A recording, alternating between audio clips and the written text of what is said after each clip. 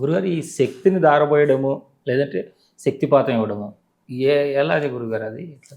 శక్తిని దారిపోయటం అంటే మనం జపం చేసి ఇంకోటి దారిపోస్తూ ఉంటాం. సత్స్వరం బ్రహ్మార్పణమస్తు అంటాం.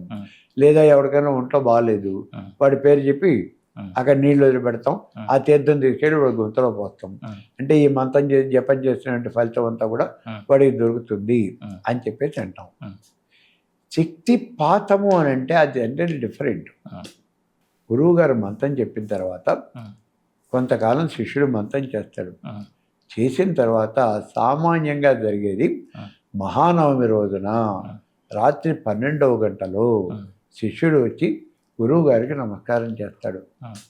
అప్పుడు గురువు గారు తన యొక్క చేతిని శిష్యుడి యొక్క తల మీద పెట్టి తనలో ఉన్నటువంటి కొంత శక్తిని ఆయనలోకి పంపిస్తాడు. అది సమర్థుడైనటువంటి గురువు గారే చేయగలుగుతాడు. శిష్యుడు కూడా చాలా సమర్థుడై ఉండాలి. అది మనకి ఇక్కడ రామకృష్ణ పరమహంస వివేకానందుడికి ఆ శక్తిని ధారపోసాడు అని అంటాడు. ఒక్క దెబ్బతో వివేకానందకి అనేక లోకాలు కనిపించేసాయి అని చెప్తారు. అటువంటి శక్తి అనేది వస్తుంది. అది శక్తిపాతము అంటే ఆ శక్తిని అంటే ఆయన యొక్క మంత్రం చేసినటువంటి ఆ శక్తిని శిష్యుడికి ధారపోయటము అని. అయితే ఇవాళ రోజున మరి అంతా కూడా 10,000 రూపాయలు తీసుకుని శక్తిని ధారపోస్తున్నారు కదా. వస్తున్నారు. ఏం ధారపోతున్నారో నాకు తెలియదు. మరి వాళ్ళు 10,000 రూపాయలు తీసుకుంటున్నారేమో నిజమే, మరి ఏం ధారపోతున్నారో వాళ్ళకే తెలియదు. ధారపోయారంటే అసలు ముందు ఈ దగ్గర ఉన్న ఉండాలిగా. నేను 100 మందికి పోసాను, 1000 మందికి పోసాను అంటే ఈ దగ్గర ఎంత శక్తి ఉంది ఏంటి? అలా జరగదు. అందరికీ అలా ఇవ్వరు. ఈ తర్పణాలు ఇవ్వడం వల్ల దేంటి గురుగారు? ఏం తర్పణాలు? గణపతి తర్పణాలు అనేవి ఇస్తుంటారు కదా, దేంటి గురుగారు అవన్నీ? గణపతి తర్పణ ప్రియుడు అని. గణపతి తర్పణాలు అంటే గణపతి యంత్రాన్ని తీసుకుని పంచపూజలు చేసిన తర్వాత మంత్రం, ఆ మంత్రాన్ని చెబుతూ తర్పణ చేస్తుంది. చిత్రావృత్తి తర్పణ అంటారు. ఒక్కొక్కసారి 4 సార్లు చెప్తాం మనం. అంటే మంత్రం 4 సార్లు చెప్తాం. ఆ తర్వాత మళ్ళీ మంత్రంలో ఉన్నటువంటి మొట్టమొదటి అక్షరంతో 4 సార్లు చేస్తాం. తర్వాత పూర్తి మంత్రంతో 4 సార్లు చేస్తాం. ఇలా మంత్రంతో ఉన్నటువంటి అక్షరాలు మొత్తంతో మనం తర్పణ చేసేయడం జరుగుతుంది. ఆ తర్వాత వచ్చేటప్పటికి ఇప్పుడు ఇందాక మనం ఖడ్గమాల అనుకున్నామే, ఆ ఖడ్గమాల అంటే గణపతి యంత్రం ఉంది కదా, యంత్రంలో ఉండే పరివార దేవతలు ఉన్నారు కదా, ఆ పరివార దేవతలు అందరి పేర్లు చెప్పి ఒక్కొక్కసారి ఒక్కొక్క దేవత పేరుతో మనం తర్పణ అనేది చేస్తూ ఉంటాం. అంటే ఆల్టర్నేటివ్గా దేవత పేరు చెప్పి తర్పణ చేస్తాం, మళ్ళీ మూలమంత్రంతో తర్పణ, దేవత పేరుతో తర్పణం, మూలమంత్రంతో తర్పణం. అలా మొత్తం చేస్తే 444 సార్లు 444 ఇన్నిసార్లు తర్పణ అనేది పూర్తవుతుంది. అలా 444 సార్లు తర్పణ చేస్తే ఒక ఆవృత్తి అనేది పూర్తవుతుంది. అలాంటివి గణపతి ప్రీతి చెందాలి అంటే 444 ఆవృత్తులు చేయాలి. చాలా లాంగ్ ప్రాసెస్. మనం పట్టుబట్టి పొద్దునుంచి సాయంత్రం దాకా చేస్తామండి అని అంటే ఓ 2 నెలలు, ఓ 2-3 నెలల్లో అయిపోతుంది. అమోఘమైనటువంటి ఫలితం వస్తుంది. గణపతి తర్పణ ప్రియుడు మంచి ఫలితాన్ని ఇస్తాడు, గొప్పదైనటువంటి ఫలితాన్ని ఇస్తాడు. పొద్దు నుంచి సాయంత్రం దాకా కనుక చేసినట్లయితే కళ్ళు మూసుకొని 10 సార్లు తర్పణ చేయొచ్చు. 10 సార్లు చేసామంటే రోజు 10 సార్లు అయిపోయింది. 40 రోజులు చేస్తే 400 అయిపోయినాయి. కాబట్టి 45 రోజులు చేస్తే మొత్తం అయిపోతాయి. కాబట్టి అలా చేయొచ్చును. చేసేవాళ్ళు ఉన్నారు, చేసిన వాళ్ళు చాలామంది ఉన్నారు.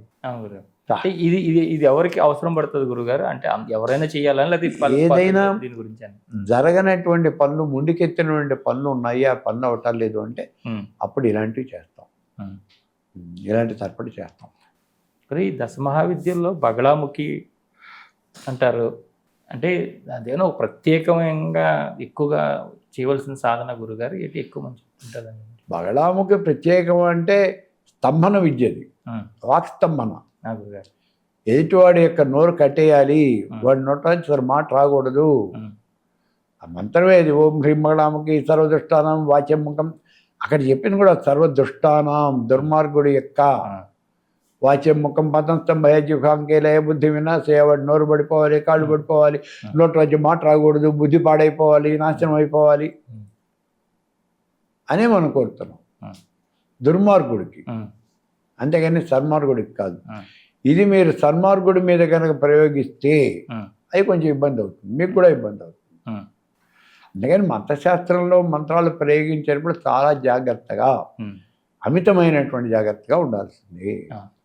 అంటే ఒకసారి దశమహావిద్యలు ఏదో ఒక సాధన పట్టుకున్న తర్వాత, ఒక అమ్మవారిది పట్టుకున్న తర్వాత మిగతావి కూడా చేసుకోవచ్చు, లేదంటే ఇదే జీవితాంతం చేస్తూ ఉండాలి ఎవరు?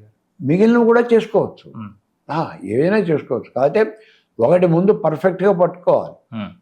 అవన్నీ పూర్ణదీక్షలు. పూర్ణదీక్షలు రావాలి అంటే మిగిలినట్టు ఏదో ఒక పూర్ణదీక్షలో మీరు నిష్ఠాంతులు కావాలి ముందు. అంతేగాని ఇవాళ రోజున ఏం జరుగుతుందంటే ప్రతివాడు వచ్చి నేను దశమహావిద్యలు చేస్తున్నాడండి. ఏం తెలుసు నీకు దశమహావిద్యలు చేయటానికి? అలా లాభం లేదు. ఏదో ఒక మంత్రం పట్టుకో, దశమహావిద్యలో ఏదో ఒక విద్య పట్టుకో, ఆ విద్యను పూర్తిగా నువ్వు సక్సెస్ఫుల్గా చెయ్యి. ఆ తర్వాత మిగిలినవి ఏవైనా నువ్వు చేయొచ్చు. అంతేగాని ఏమీ లేకుండా నేను దశమహావిద్యలు చేస్తున్నాను, ఆ 10 విద్యలకే వెళ్ళిపో మంత్రం ఉంది ఉందనే మాట సరే, నువ్వు అలా చేస్తే కుదరదు. గురుగారు, అంటే మీరు ఈ మార్గంలో ప్రవేశించిన తర్వాత మీరు ఏదైనా దీక్షలు తీసుకోవాలి, లేదు ఏదో ఎవరో దగ్గరికి వెళ్ళి తీసుకోవాలన్నప్పుడు మీరు ఏ గురువులను ఆశ్రయించారు? నేను ఇంకా సెపరేట్గా దీక్షలు తీసుకోవడం ఎందుకు? నేను మొట్టమొదటిలో మా గురువు గారి దగ్గర నేను మంత్రం చెప్పుకున్నాను, చేసుకుని అయిపోయింది, నా చాప్టర్ అక్కడితో అయిపోయింది. ఇక నేను పోయి మిగిలినటువంటి ఏ విద్యలో నేను స్వీకరించడం నాకు అవసరం లేదు. ఇవి ఉన్నది చాలు. ఉన్నటువంటి శ్రీ విద్యను 10 మందికి నేను చెప్పగలిగితే నాకు అది చాలు. అంటే ఇదే ముక్తి విద్యను కూడా మీరు గతంలో, ఇది మోక్ష విద్య కదా. శ్రీ విద్య అంటే జ్ఞాన విద్య, మోక్ష విద్య. మరి బ్రహ్మ విద్య అంటారు గురుగారు, అదే బ్రహ్మ విద్య, మోక్ష విద్య. అది ఇది ఒకటే? బ్రహ్మ విద్య అన్నా మోక్ష విద్య అన్నా రెండు ఒకటే. అంటే బ్రహ్మ విద్యా సాధన అని సెపరేట్గా మరి వేరే చెప్తుంటారు కదా గురుగారు? క్యాప్షన్ బాగుంది కదా అని, అంతే. అంతేనా గురుగారు? బ్రహ్మము అంటే ఇందాక చెప్పుకున్నాం కదా, నిరాకారము నిర్గుణ స్వరూపం, దాని గురించి చెప్పేదే బ్రహ్మ విద్య. మరి బ్రహ్మ విద్య అంటే మోక్ష విద్య. అవును గురుగారు. గురుగారు, బాల అనేది ఎంతకాలం చేయాలి గురుగారు? ఎంతకాలం చేయాలి మంత్రం? పిండి కొద్దీ రొట్టె. ఎంత గట్టిగా చేస్తే నీకు మంత్రం అంత గట్టిగా ఫలితం వస్తుంది. మామూలుగా అయితే అక్షరాలు చేయమంటాం, 6 అక్షరాల మంత్రం అది 6 లక్షలు చేయమంటాం.